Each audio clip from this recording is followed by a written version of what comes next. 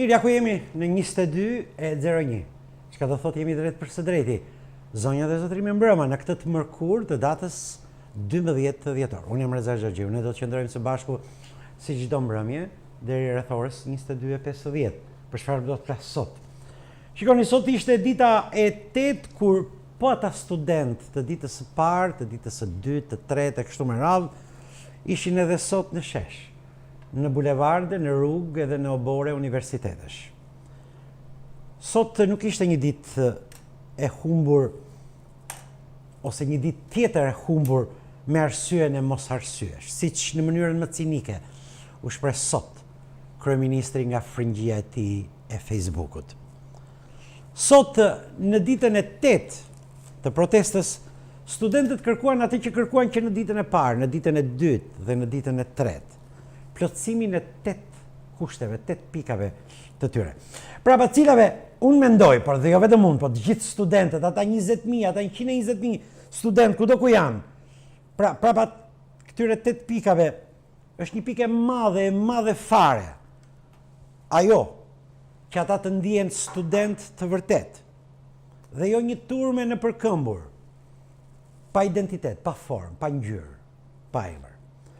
Ishin këta studentë dhe janë këta studentë që na kanë mësuar nga dita e parë deri sot se si bëhet një protest e shekullit e 21, 2018, një protest civile, një protest që ka frym, po ka frym.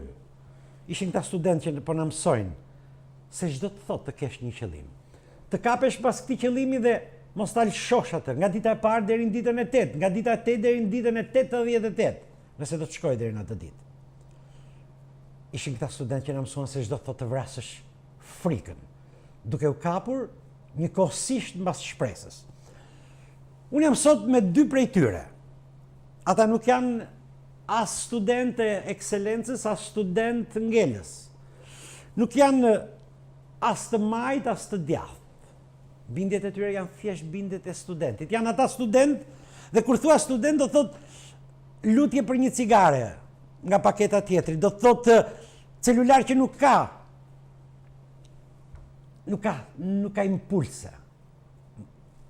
Do thotë të rish në një konvikt, në një rast pa ngroje, në një rast pa drita. I themi mbrëma 2 miqve të mi. Malbor Dukës, mbrëma, Malbor. Dhe Giuliano Guces, Giuliano mbrëma, të dy janë student nga fakultetet të ndryshme. Malbori vjen nga shkencat nga mjekësia dhe nga shkencat e natyrës. Ndërkohë, nga regjia më bëjnë me dije se është momenti kur duhet të shkëputem nga studio për të shkuar, mund të ma konfirmoni apo jo? Okej, jemi në pritje të lidhjes me 2 gazetare tona, njëra që ndodhet prej shumë orësh në përballë Ministrisë së Arsimit dhe tjetra përballë Kryeministrisë. Unë do t'i rikthehem në bisedës. Malbor, jam kurioz, e ke filluar dhe ti kursin e gjermanishtes? Unë fakt di gjermanisht. Okej, di gjermanisht, edhe kam menduar ta filloj pak më vonë kursin e gjermanisht, duke qenë se shkolla ime është edhe e gjatë në afat. Okej. Dhe ti e ke mendjen për ti kursi të gjithë normal. Këtu ka humbur shpresa realisht, dhe për këtë do flas edhe në vijim të emisionit. Sigurisht. Giulio, më shoj kuriozitetin, si është një laborator fizike, biologjike, kimie? Ke parë ndonjëherë në universitetin, në fakultetin tënd?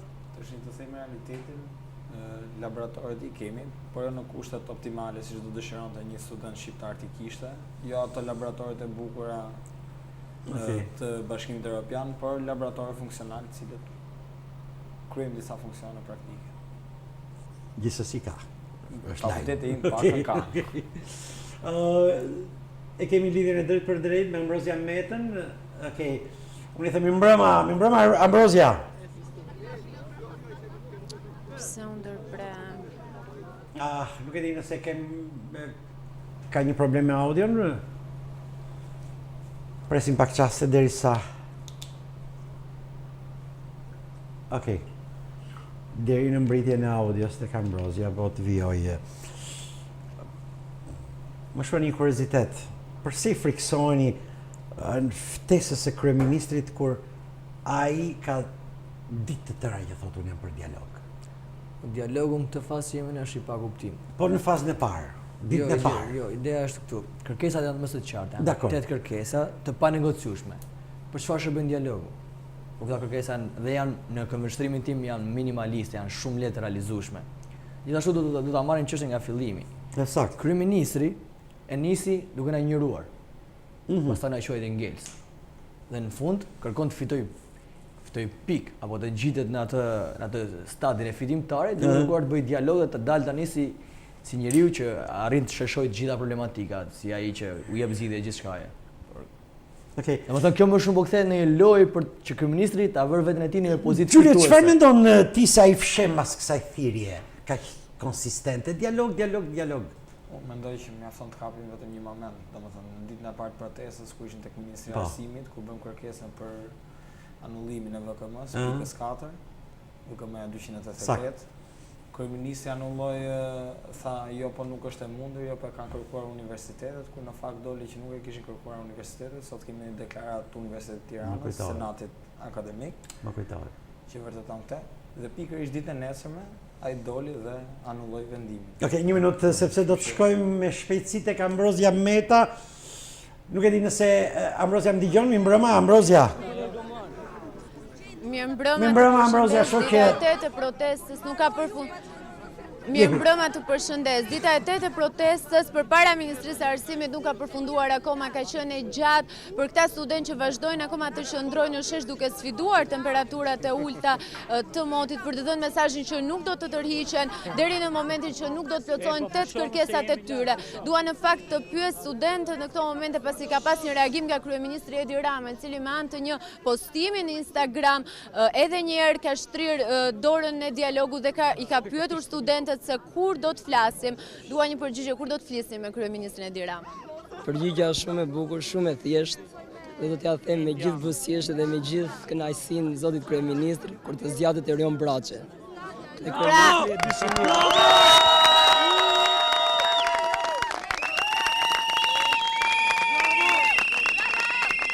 Është parashikuar një protestë ditën e nesërme para kuvendit. A do të qëndroni aty, a do të jetë një protestë e gjatë, le të themi, do të qëndroni aty deri në momentin që kryeministri do të tërhiqet nga kërkesa për dialog dhe do të plotësoj kushtet tuaja?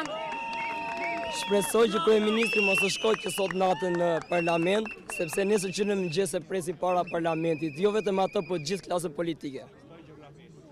Ju si e keni parë protestën e sotme? Duket se studentët kanë vazhduar të qëndrojnë akoma në Xhaxhiun dhe student dhe profesor, më thatë pak më parë.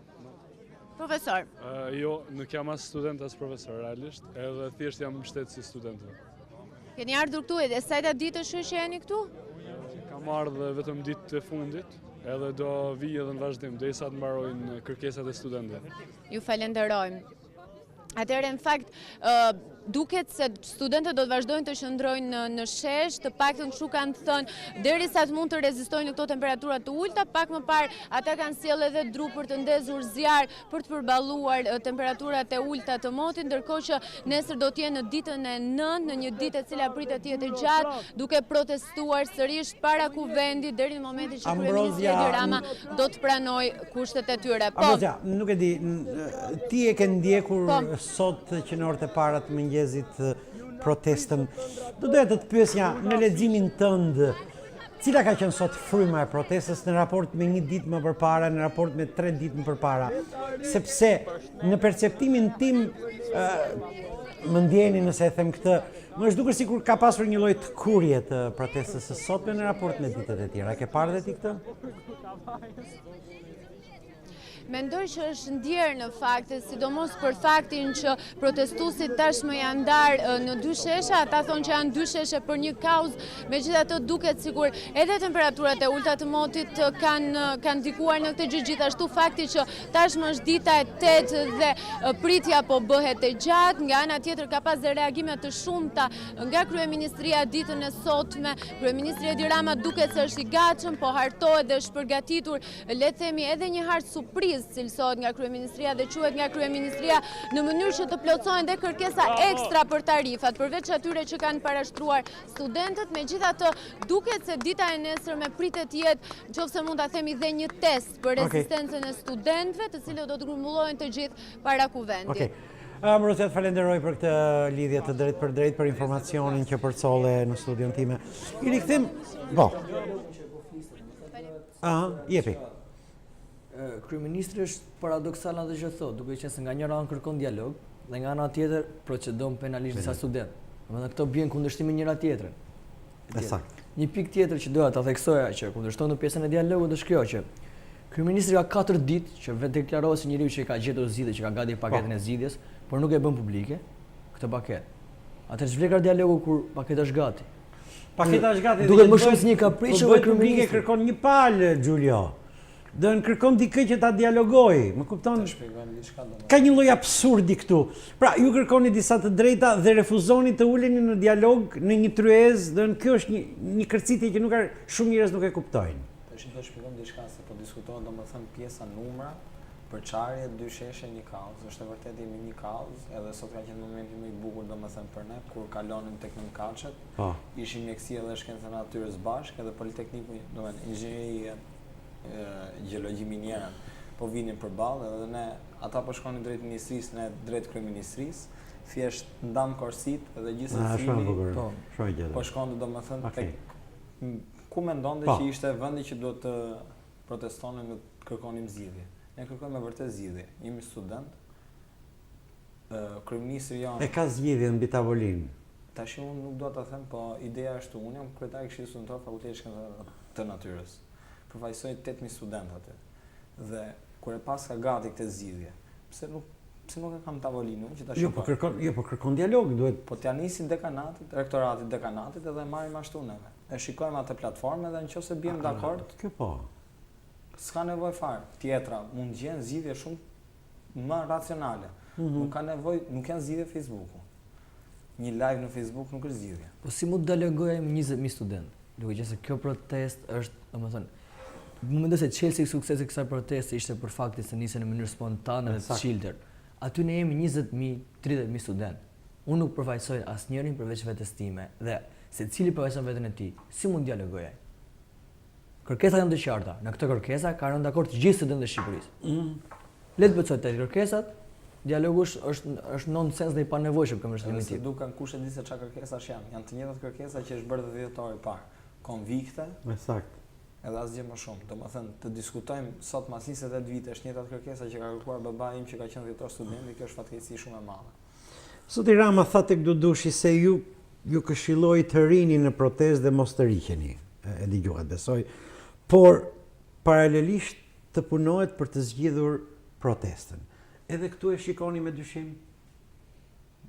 Realisht ne nuk e dëgjuam Ramën. Okej, e tha shprehimisht kështu. E tha shprehimisht. Ishte një pra tha që vijoni që ndroni ai ishte teatri i panevojshëm. Besoj u tregua nga gjitha mediat.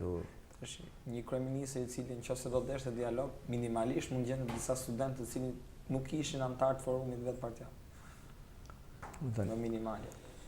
Protestat do vazhdojë për sa kohë ato kërkesat nuk zgjidhen. Edhe domethënë mendoj që kjo lojë që u bën kryeministri është mirë për gjitha palët që mos vazhdojmë më. Sepse edhe nëse kryeministri vazhdon me këto kapriçën e tij, se për mendimin tim kjo kërkesa për dialog është më shumë kapriçë e kryeministrit. Nëse vazhdon me këtë kapriçën e tij, situata mendoj që do shkojë deri aty sa ne të kërkojmë edhe dorëheqjen e vetë kryeministrit. Kështu që unë mendoj që ai është mirë për atë pikëspari që t'japi zgjidhje sa më shpejt. Okej. Giulio, pse është politike? Vjen të qëndroja politika protesta? Unë kam një shprehje shumë bukur që është ne tifoz jemi që të gjithë. Kemi. Unë jam tifoz me Milanin për shembull. Po në protestë jam tifoz me studentët. Me studentët.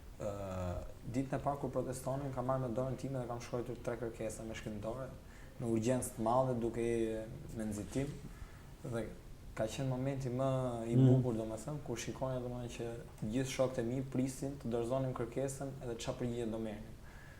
Vazhdon të jeta politike pavarësisht se mund të ketë eksponent forumash aty. Qëndron pse apolitike? Qëndron sepse atje çdo gjë vazhdon me spontanitet, e tham edhe një herë. Jemi të çiltër.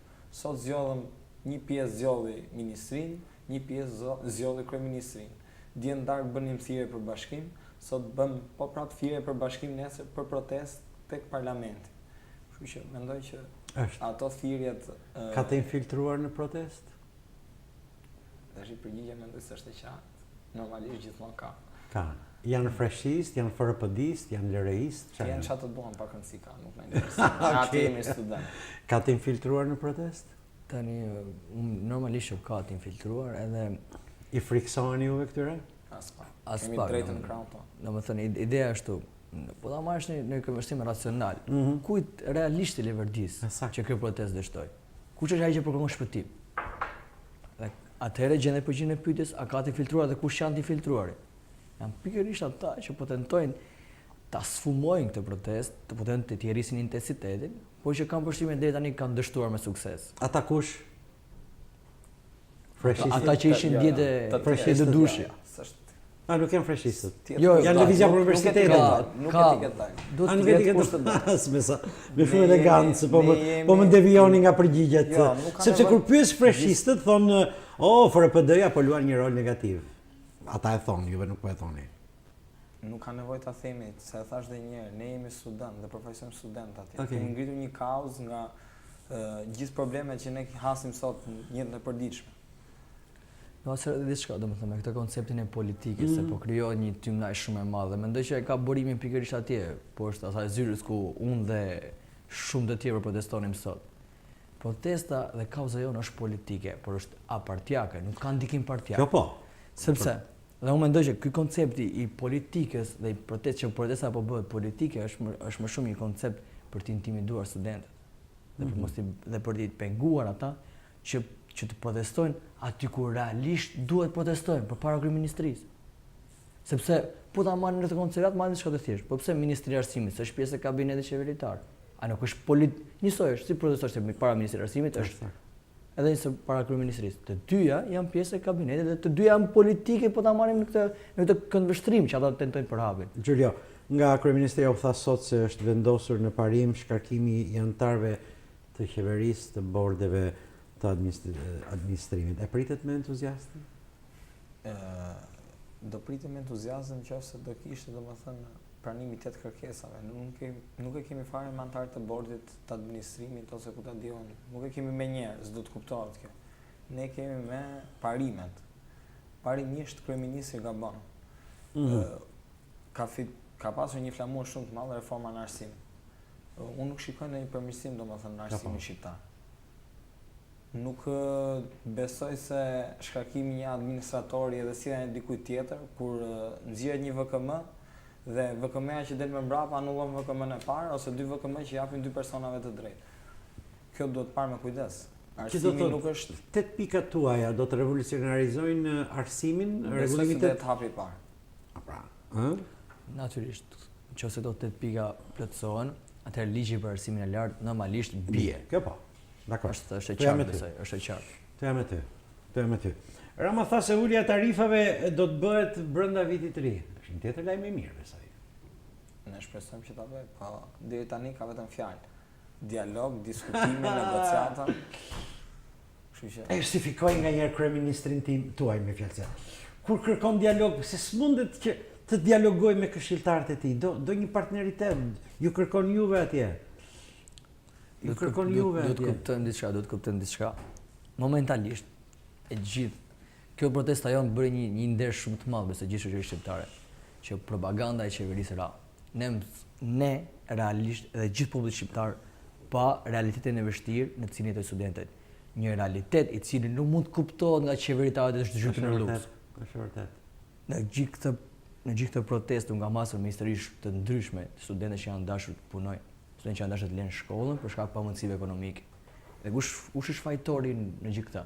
Se momentet do ta shohim në konversim më të gjerë, më kupton? Ideja është këtu. Protesta realisht buron nga akumulimi një varfërie të madhe, domethënë një varfërie të ndoshta tejsash më saktë, por është varfëri tepër e madhe. Dhe nga kjo varfëri, me rritjen e tarifave është bërë rritja e tarifave të shkollës e bën të papërballueshme arsimimin. Dhe ne shqiptarët mendoj që jo vetëm mendoj, por është fakt që shqiptarët janë ndër popull që investojnë më shumë në arsim. Kjo është e vërtetë. Dhe gjithashtu tjetër, duhet të thesë edhe diçka tjetër, që po të shohim trendin nëpër Europë, për shembull mjafton ishte rasti i fundit, rasti i Hollandës, që ka një trend për të ulë tarifat. Hollanda i përgjysmoi, ndërkohë që ne tentojmë të rrisim. Dhe ta bëjmë akoma më të vështirë arsimimin. Dhe mendoj që ishte pikërisht ky lloj akumulimi kësaj varfërie që i dha hovi kësaj proteste. Pa shkuar deri te Hollanda. Fqinjet. Kosova që është motra janë e vogël. Sakt. I ka 50 euro tarifa për semestër. Po, e dëgjova. Nësa fakulteti im, që realisht nuk janë tarifa shumë të larta, por 250.000 lekë viti për bachelor. Po gjithsesi vjet një gap shumë i madh midis tarifave në Kosovë dhe këtu në Shqipëri. Juve jeni për variantin e arsimit falas, Giulio Malbrom? Jo, absolutisht. Se e dëgjova disa parulla tek studentët. Arsimi falas janë thënie populiste për fituar entuziazmin e turmës. Sepse do kishim një mjeksi falas, do ta kishim siç është mjekësia falas.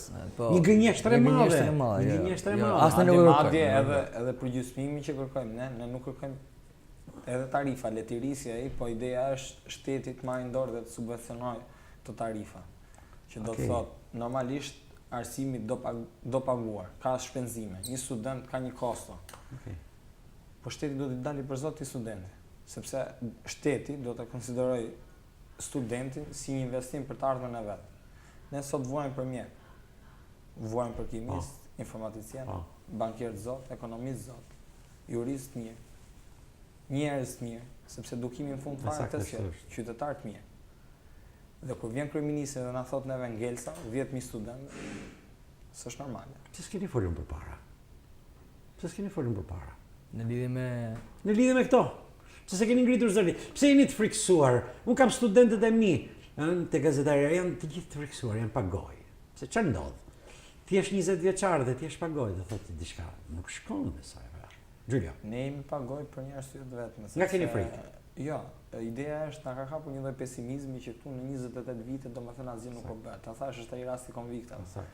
Ndërkohë që themi sa më shumë se duhet të harxojmë kohë neve duke folur, kur më mirë mësojmë atë gjermanishtën dhe ikim Gjermani dhe mbarojmë punën. Ndërkohë që këtë radhë kryeministri na ndihmoi, na dha dhe një dorë, se është dora e tij domethënë. I lum dora kur shkruajti atë VKM-n, që në ndezjat e zjarrit e brendshëm që na i sollin më tundës ku i thon asaj shpresë popullore dhe vendosën të dalim shesh dhe kërkojmë drejtat. Kërkojmë do të dalim sërish pak nga studio për shkuar ke Dona Haklaj, gazetare që ndodhet prej shumë orësh mes protestuesve përballë kryeministrisë. Dona mi mbrëma. Mi mbrëma Xhaxhi, jemi këtu pra në borën e kryeministrisë. Më pëlqen dekori studentëve. Më pëlqen flamuri që kanë vënë, më pëlqen entuziazmi i tyre. Imagjinoni aktualisht në atë vend ku ndodhen studentët, temperatura sot në Tiranë, në momentin që flasim është diku ke 2 gradë Celsius. Imagjinoni do ta gdhin sikundër e gdhin një natë më përpara me 2-3 batanie dhe diku një zjarr që më shumë se sa ngro gënjen. E dona të kërkoj ndjes, jepi. Po Xhaxhi, në fakt siç po thosha, vazhdon protesta e studentëve edhe pse në temperatura shumë të ulta siç e kemi parë dhe siç e kemi ndjekur, ata vazhdojnë të qëndrojnë për të mbrojtur kërkesat e tyre, të cilat i kanë shprehur her pas here për respektimin e 8 pikave. Në fakt ata janë shprehur të vendosur për të qëndruar gjatë natës së sotme, duke bërë her pas here edhe thirrje patriotike, duke kënduar këngë, por edhe duke shprehur ato të cilat i mendojnë që janë pikat kryesore të studentëve për kërkesat e tyre në arsim. Këtu pranë nuk kam disa studentë në fakt, por mund ta nisim me vajzën që kemi këtu pranë për na folur më shumë edhe për situatën që u krijua gjatë natës së sotme. Pra keni mund të themi që në mëngjes ju vazhdoni të protestoni këtu në kryeministri dhe do të vazhdoni të qëndroni gjatë gjithë natës? Po, shumë e vërtet, kemi që në mëngjes këtu dhe do vazhdojmë të qëndrojmë gjatë gjithë natës deri në orët mëngjesit, ku pastaj mendohet që do të lëvizet për në godinë e parlamentit, duke qenë se është seancë plenare. Do të qëndrojmë gjatë gjithë natës. Ka qenë në fakt kanë qenë temperatura mjaft të ulta, mund të themi, dhe është pak e vështirë dhe qëndresta, por ka pasur sensibilizim nga qytetarët e shumë. Si e keni pritur ju këtë gjë? Është shumë e vërtetë që ka pasur një sensibilizim nga qytetarë të ndryshëm dhe për këtë jemi ndjerë realisht mirë, kemi ndjerë atë mbështetjen e tyre. Disa që sillin ushqime, të tjerë që sillin batania, sepse duhet kujtojmë faktin se këtu jemi në kushte primitive, domethënë nuk është se kemi çadra, se jemi si thua të organizuar edhe të drejtuar, thjesht janë kushte të natyrshme, spontane, dikush sjell një batani, dikush tjetër ushqime, ujë, edhe ka pasur një sensibilizim. Nuk e di nëse e dona zonjusha më dëgjon drejt për së drejti? Po. Okej, a mundet t'ju bëj 1-2 pyetje? Sigurisht. Okej. Më korrigjo, është perceptimi im apo realisht ka një lloj lodhje në ditën e 8 tek masa e studentëve që po protestojnë. Ky është leximi im gjatë ditës së sotme të protestës suaj. Është e vërtetë apo jo? Unë mendoj se s'është e vërtet, përpos faktit se ndoshta kemi qenë më të pak në numër, energjia nuk na ka munguar, le të themi është në Jo, zënjush, kjo të kurja, juve thatë kemi qenë më të pakët, unë po ju pyes nga erdhi kjo të kurja e një dite më përpara, kur ishit një pjesëmarrje supermasive. Çfarë po ndodh? Okej, është shumë e drejtë pyetja juaj dhe vlerësoj këtë. Ideja është që shumë persona kanë pasur presion nga ana e, le të themi, për familjarët dhe për vendin e punëve e punës familjarë të tyre kanë. Domethënë janë miq tanë, kolegët tanë, nëse mund t'i quajmë tillë, që janë detyruar që të mos duken më dhe të mos vinë këtu, sepse kanë marrë presion nga qeveritarët dhe nga pushtetarët që familjarët e tyre që janë në administratë do shkarkohen nga puna. Dhe kjo mendoj që është një nga arsyet sepse është reduktuar numri. Kjo është leximi yt, po unë pyetin do ta çoj më tutje. Po, A ka tendenca të segmenteve të caktuara underground brenda protestës të tipit të FRPD, Fresh, LRI, të cilat kërkojnë secili të tërheqin nga krahu i tij? E keni prekur këtë fenomen? E kemi ndjerë këtë fenomen që grupet ndryshme të rinore të partive të caktuara apo lëvizje të caktuara, domethënë duke qenë se kjo është një, le të themi, një situatë protest në fali pa një drejtues, është vënë re fakti që kanë dashur që ta marrin në dorë individa apo lëvizje të caktuara.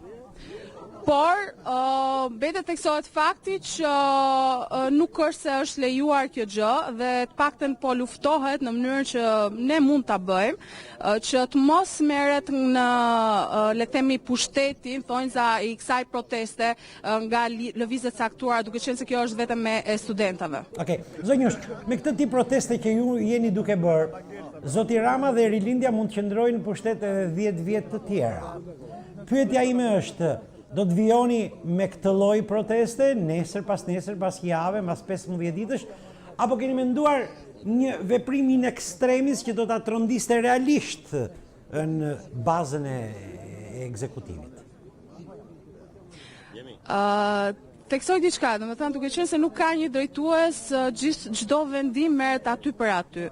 Për momentin mendojmë që të vazhdojmë me këtë lloj edukate, me këtë lloj lëvizje dhe me këtë lloj proteste, por nuk di të them nëse ka një moment fiks deri kur do ndryshohet pastaj mënyra dhe se si do bëhet kjo protestë. Por për sa kohë mendoj që nuk do të kemi një përgjigje nga ana e institucioneve, një përgjigje korrekte sa i përket plotësimit të kërkesave tona, sepse ne nuk duam dialog, e kemi theksuar këtë.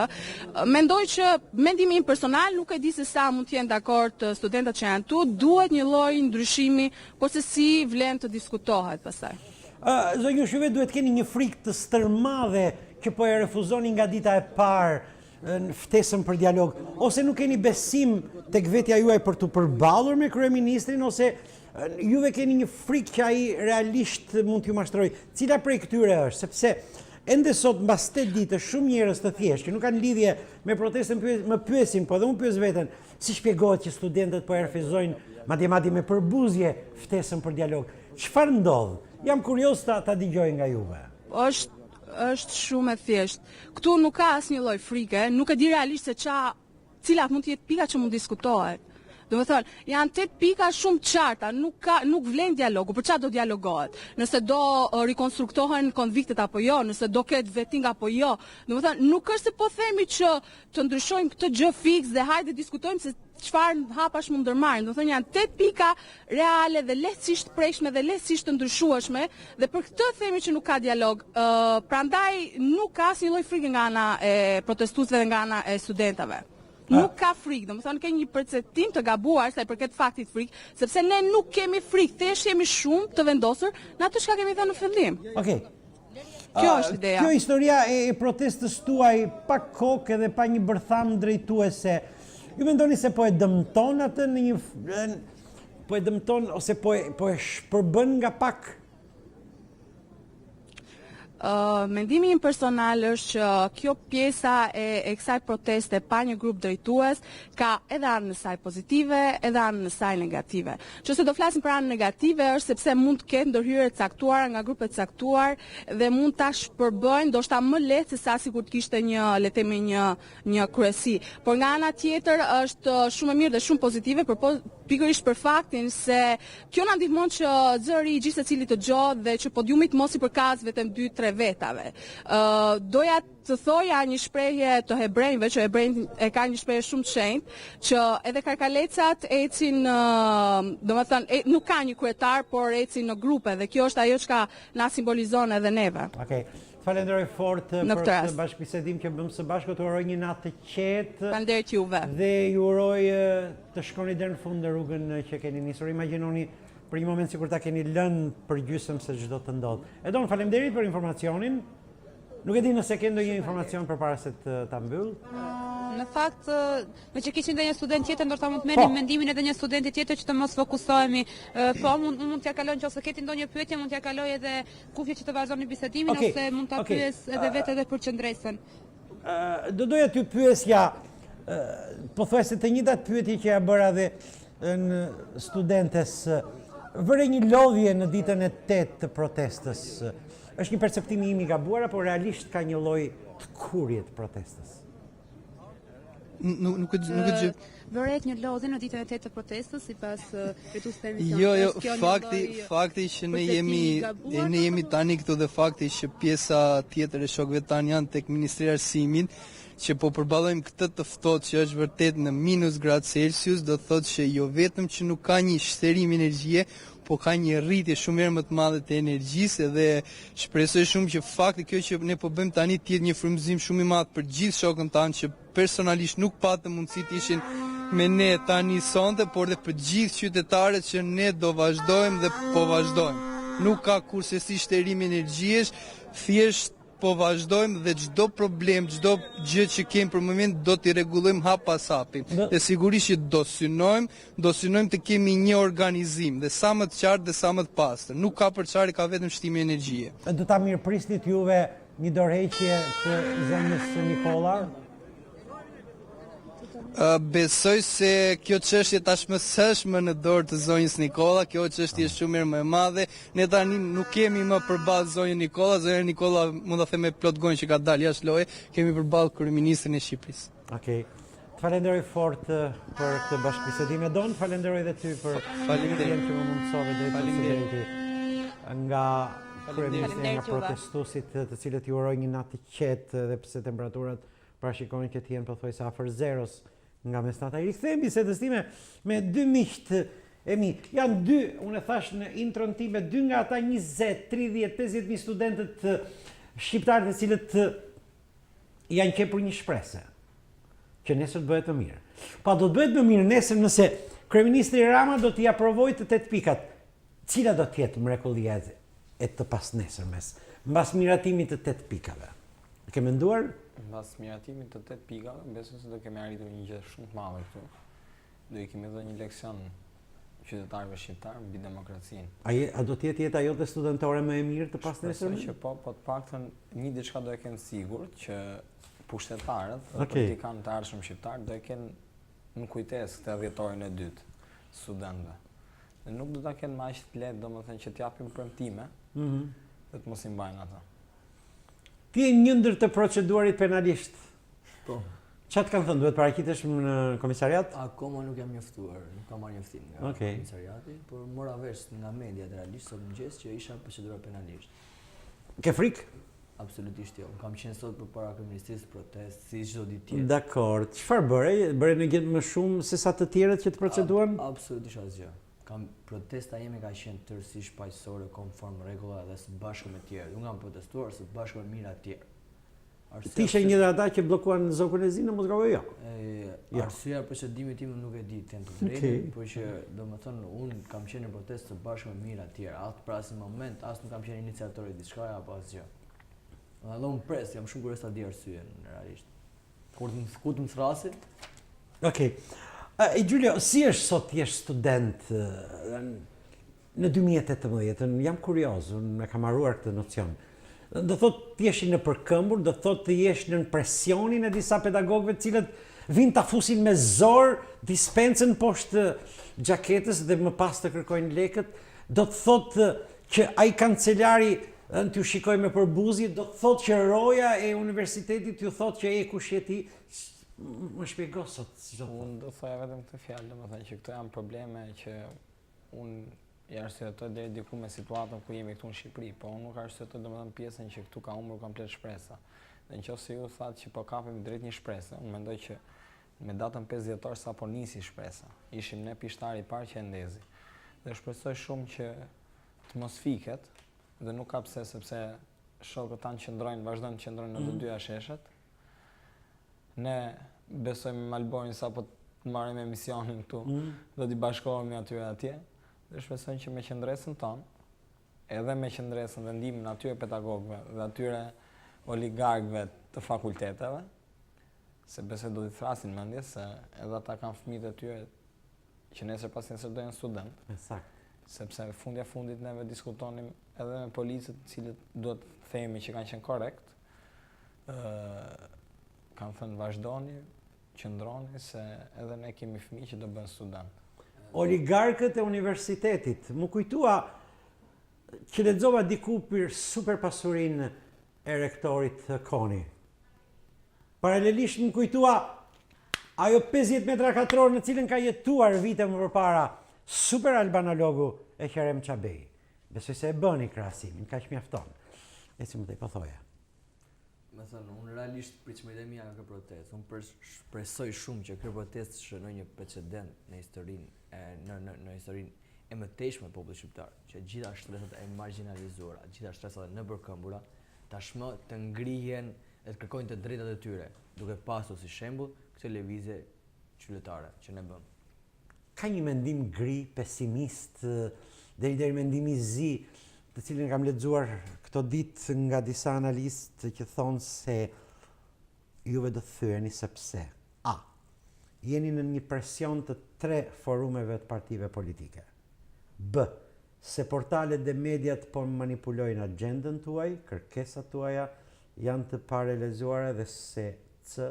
Protesta është paqësore dhe qeveria me këtë lloj proteste mund të rezistojë edhe 10 vjet. Jeni dakord me këto amëndësime? Giulio? Sa pesimiste ishin këto. Do thoni që nëse unë do thoja të kundërt. I jep një kundër argument. Argumenti vetëm është një fjalë shumë e bukur që mendojnë që ka thënë kryeministri në parlament, s'keni parë gjë akoma. Dhe nuk jemi ne pesimist, po jeni ju pesimist. Dhe ne doja vërtetojmë që kjo sfidë që ne kemi nisur, kjo qëndresë që ne kemi 8 ditë që po qëndrojmë, do përfundojmë vetëm me fitoren e studentëve. Dhe me fitoren e studentëve do fitojnë gjithë shqiptarët. Më pëlqen ky optimizëm, është shumë romantik për të qenë i bukur. Romantik do thoni ti. Giulio. Do kulminoj me fitoren. Okej. Do ta uroja me shpirt këtë që sapo the.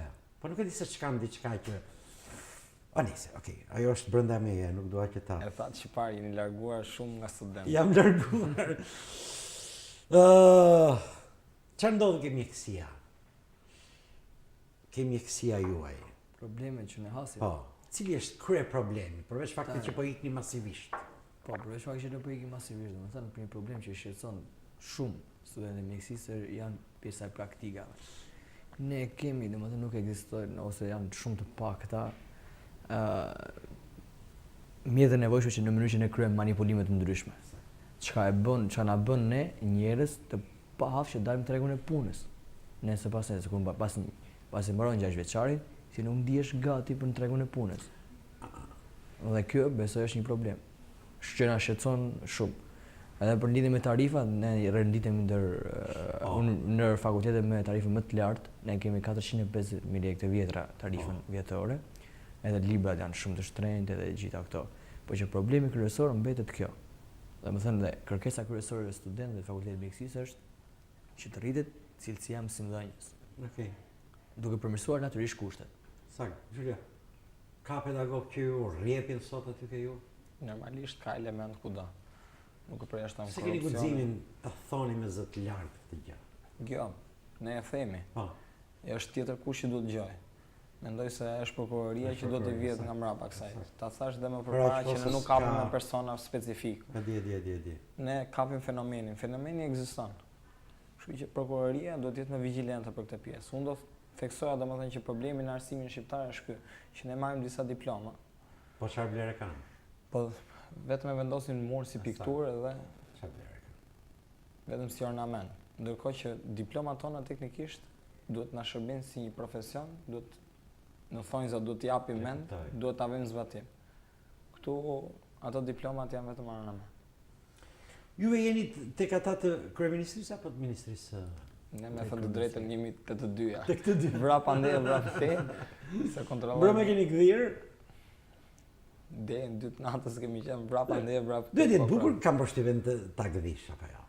Ka një çik romanticizëm aty, zjarri, një muhabet, një cigare shkëmbyer, ka dhe këtë element besoj. Normalisht po, domethënë shoqëritë rreth Është shumë seksi kam përshtypjen, do vdisja të rija një natë.